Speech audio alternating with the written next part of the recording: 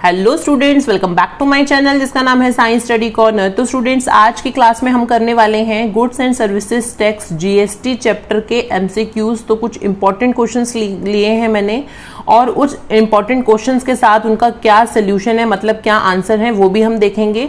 तो फिर करते हैं अपनी वीडियो स्टार्ट। और उससे पहले अगर आपने मेरे चैनल को सब्सक्राइब नहीं किया है तो बच्चों प्लीज सब्सक्राइब कर दिया करो। मेरे जो वीडियोस हैं अगर आपके लिए थोड़ी सी भी यूजफुल होती हैं तो अपने फ्रेंड्स के साथ शेयर कर देना, वीडियोस को लाइक कर देना। ठीक है, तो स्टार्ट करते हैं अब अपनी वीडियो। तो क्वेश्चन नंबर 1 है, which of the following taxation system was enforced by the government of India in July 2017। 2017 जुलाई में गवर्नमेंट ऑफ इंडिया ने कौन सा नया टैक्सेशन सिस्टम जो है लेके आया था इंडिया में। फर्स्ट है हमारा वैल्यू एडेड टैक्स, वैट नहीं, ये तो नहीं था। Goods and services tax, GST. C option C है income tax act, and D option है ऑल ऑफ द अबव। तो बच्चों जुलाई 2017 में हमारे इंडिया में जो टैक्स लाया था गवर्नमेंट, वो था हमारा goods and services tax. Option B is the correct answer. अब क्वेश्चन नंबर 2 है, what is the full form of GST. GST की फुल फॉर्म क्या है। Goods and sales tax, goods and services tax, goods and section tax, और none of the. तो correct answer is goods and services tax, option number B. तो third question है हमारा, GST became effective in India from. India में किस date से जो है ये जीएसटी लगना शुरू हुआ था। 1 अप्रैल 2017, 1 जुलाई 2017, 1 जुलाई 2018 या 1 मार्च 2017।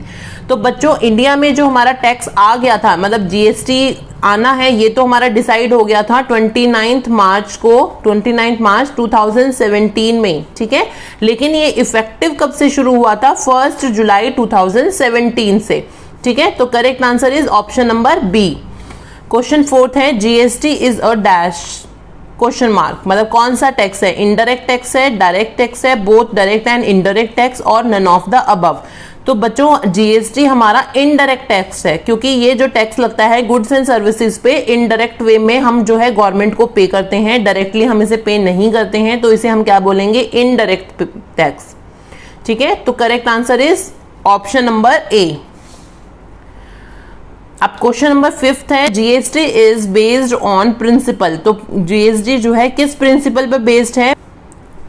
One nation one tax, country level tax, tax for one country, और नन ऑफ द अबव। तो जीएसटी जो है उसका मेन प्रिंसिपल है वन नेशन वन टैक्स, क्योंकि जब जीएसटी को इंडिया में इंट्रोड्यूस किया गया था, गवर्नमेंट की तरफ से लाया गया था, तो मेन पर्पस उसका यही था कि पूरे नेशन में जो है एक ही टैक्स रहना चाहिए। So one nation one tax जो था इसका प्रिंसिपल था। तो option A is the correct answer. अब चलते हैं क्वेश्चन नंबर 6 पे, जीएसटी इज एप्लीकेबल ऑन। तो जीएसटी किस पे एप्लीकेबल होता है, किस पे लगाया जाता है हमारा GST tax. A option sale of the goods, sale of the services, sale of the goods and services, और डी ऑप्शन है supply of the goods and services. तो हमारा जीएसटी जो है गुड्स एंड सर्विसेज दोनों पे लगता है, लेकिन कब लगता है, जब हम उनकी सप्लाई करते हैं। तो supply of goods and services पे हमारा जीएसटी एप्लीकेबल होगा। ठीक है, तो correct answer is option number D. अब देखते हैं question number 7, Indian GST model has dash rate structure. तो जीएसटी मॉडल में जो है इंडिया की कितने रेट स्ट्रक्चर्स हैं, तो आपको पता होगा बच्चों, हमने पढ़ा था। ठीक है, तो हमारे पास कितने रेट स्ट्रक्चर दिए गए थे, 4 रेट स्ट्रक्चर दिए गए थे। ठीक है, जीएसटी के अंडर कौन कौन से थे। एक 5% जीएसटी स्ट्रक्चर था, एक 12% था, एक 18% था, और एक हमारा था 28%। तो ये 4 स्ट्रक्चर थे हमारे जीएसटी मॉडल के अंडर।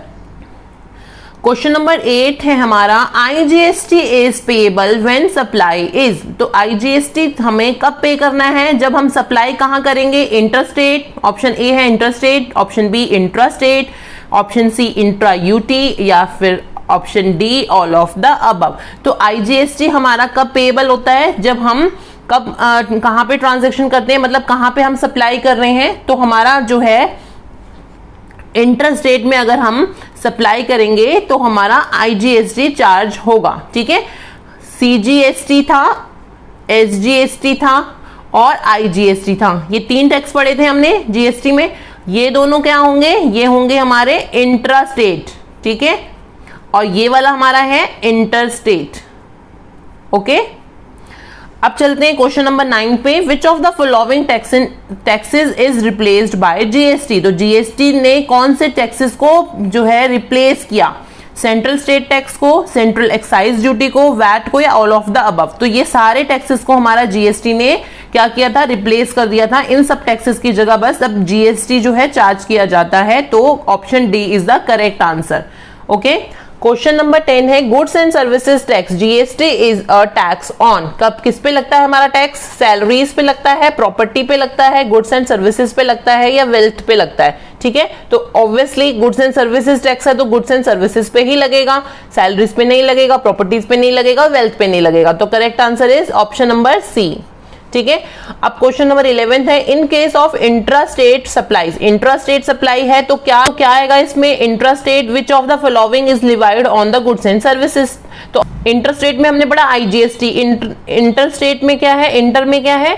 आईजीएसटी। ठीक है, और इंट्रा में क्या क्या था? एसजीएसटी था और सीजीएसटी था। ठीक है, ये दोनों अप्लाई होंगे, तो option number C is the correct answer. ठीक है, क्वेश्चन नंबर 12 देखते हैं। GST in India replaces. तो जीएसटी ने कौन कौन से जो टैक्सेस हैं उनको रिप्लेस किया है इंडिया में? Option A all indirect taxes, all direct taxes, C option all corporate taxes, और option D all of the above. ठीक है, तो जीएसटी हमारा क्या है? एक इनडायरेक्ट टैक्स है, हमने पढ़ा है बच्चों।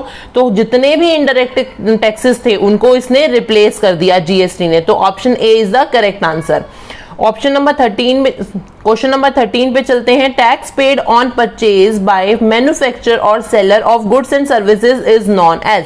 अब टैक्स जो हम पे कर रहे हैं परचेज बाय द मैन्युफैक्चरर, कोई परचेज हम कर रहे हैं, ठीक है, और seller of the goods and services, और या फिर हम गुड्स एंड सर्विसेज को कुछ सेल कर रहे हैं, ठीक है, तो हमारा कौन सा जो टैक्स इसमें लगेगा? आउटपुट जीएसटी लगेगा, इनपुट जीएसटी लगेगा, सेल्स टैक्स लगेगा, या फिर ऑल ऑफ द अबव। तो बच्चों जब हम परचेज करते हैं, ठीक है, जब हम कोई भी परचेज करते हैं तो क्या लगता है? इनपुट जीएसटी लगता है, इनपुट लगता है, और सेल होती है कोई तो क्या लगता है? आउटपुट लगता है। ठीक है, यही पढ़ा था हमने। तो इनपुट जीएसटी इसमें चार्ज किया जाएगा। ठीक है, अब क्वेश्चन नंबर 14 देखते हैं। Tax received by seller. कोई टैक्स जो है रिसीव कर रहा है, कौन? सेलर्स और manufacturer on goods and services is known as. तो हमने सेल्स पे क्या करना है? आउटपुट जीएसटी लगेगा। ठीक है, परचेज पे क्या लग रहा था? Input GST. ठीक है, अब यहां पे क्या हो रही है?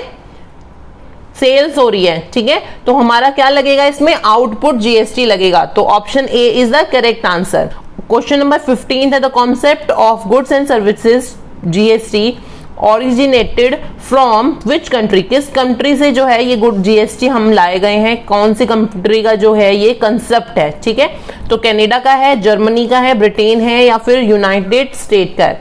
तो ये जो टैक्स था हमारा कनाडा से लाया गया है। मतलब जो ये कंसेप्ट है, ये गुड्स एंड सर्विसेज टैक्स का जो कंसेप्ट है, ये कंसेप्ट कहां से लिया है? हमने कनाडा कंट्री से लिया है। तो बच्चों यहाँ पे आपके जो है एमसीक्यूज क्वेश्चंस खत्म होते हैं।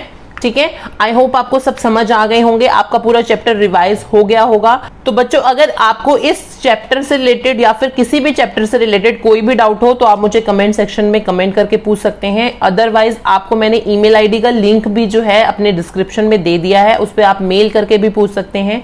आपको किसी और चैप्टर के एमसीक्यूज क्वेश्चंस चाहिए तो आप मुझे कमेंट करके बताइएगा या मेल करके बताइएगा, मैं उस पर भी वीडियो लेके आऊंगी। ठीक है, तो फिर आज की क्लास के लिए इतना ही। मिलते हैं हम अपनी नेक्स्ट क्लास में, तब तक के लिए have a nice day and good bye.